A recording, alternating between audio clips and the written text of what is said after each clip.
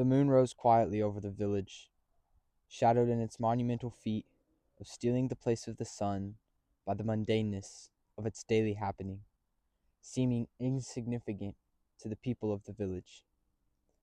"Why don't they seem to care?" said the moon. "Nightly I replace you with displays of my strength. I shoo away your clouds as I lead my flock of stars, reclining in the sky like a shepherd of the night. Yet the people only frown." "That's the problem," said the sun. He could hear the moon grieving, and he too felt the same pain. "Nightly you rise, daily I rise. That's the problem. They don't like daily things. We are daily things." With that, the sun turned to face the moon, pain dotting his eyes. "Are you injured, brother?" asked the moon, worried for the sun. "No, I am sad." And the sun began to cry, ugly, sobbing, weeping. He began to groan. The moon was moved with compassion for the weeping sun. "Please don't cry, brother.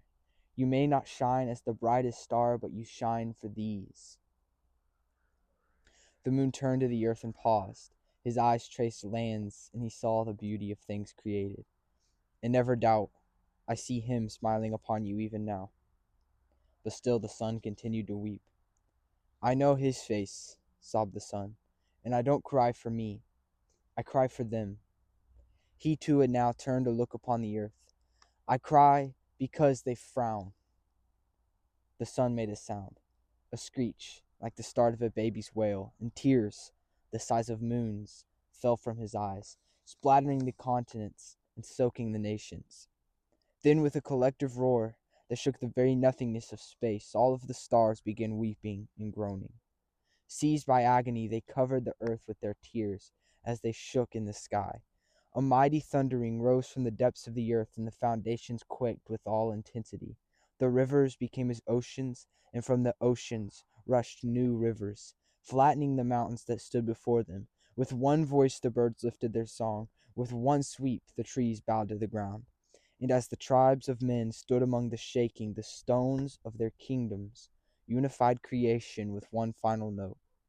When the chord of resonance was struck within the hearts of men, and they began to remember, the moon lifted his eyes and cried,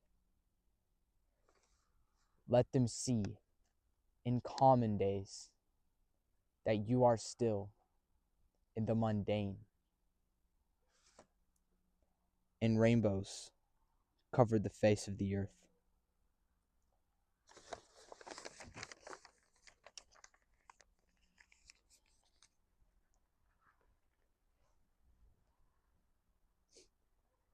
That was The Moon Rose, a story about seeing the world with re-enchanted eyes by Gunnar Lane.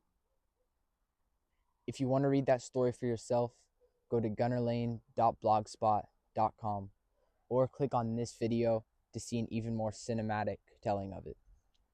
That is the first very short story in a trio of stories. So if you don't want to miss the next one, make sure to subscribe to the channel. And as always, stay in awe, stay awesome.